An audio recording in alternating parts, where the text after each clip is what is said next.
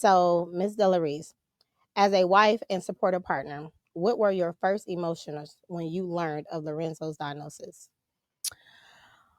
Um, well, I'm very spirit led, and the spirit told me I had to help him. I had to stay. And if you guys haven't read our book, we weren't married at the time of the diagnosis. So before I knew that I had to be Mrs. Williams before he went into surgery so that I can have certain authorities that you don't get as being a fiance or girlfriend. So we weren't married. We were planning a destination wedding when we got the news. Mm. Yeah. Yeah. So, for those that don't know what spirit driven is, what, because that's not a look, right? Mhm. Can you explain that in some words? So, I didn't grow up in the church. So I'm not a religious person, but I knew that there was always something higher than myself. And so I went on my own spiritual journey to figure out what that is. And the Lord always put certain things in your life for a reason. For sure. And I strongly believe in predestination, like preordained to do certain things.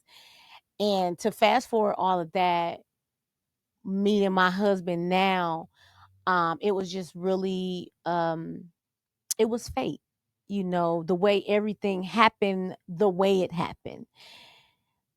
He So it was something inside of me that I could feel, that I knew. It's just like that tug where you got that deep rooted feeling, like Mm-hmm.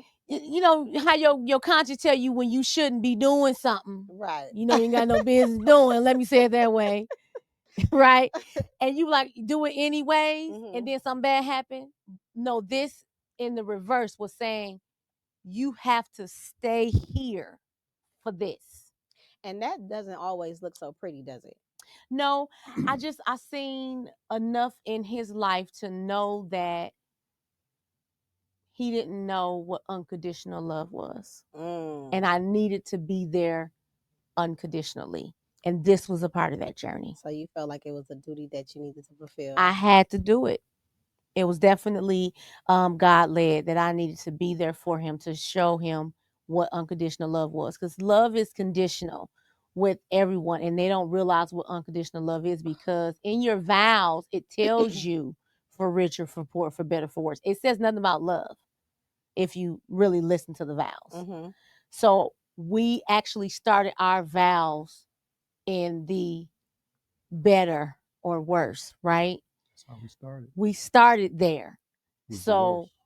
it was really the Lord grooming us for where we are today to help others who are going through something like that.